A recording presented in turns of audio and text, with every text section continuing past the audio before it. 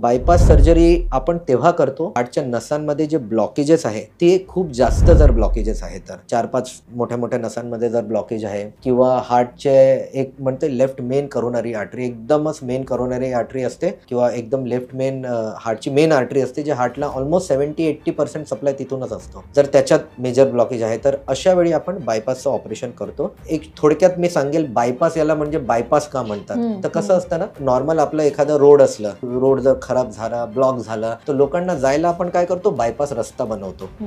Bypass operation मध्ये तेच केलं जातं. जे मेन नस खराब किंवा ब्लॉक झालेली आहे त्या नसाला काहीच नाही करत. त्या नसाच्या पुढे त्या ब्लॉकच्या पुढे आणि मागे आपण एक दुसऱ्या नसचा तुकडा घेतो शरीराच्या दुसऱ्या अंगातून, त्याचे 2 एंड जॉईन करून देतो. मग ब्लड फ्लो जे या नसमधनं व्हायला पाहिजे नॉर्मल नसमधनं तिथून जात नाही, या बायपास रस्त्यातून फ्लो व्हायला लागतं.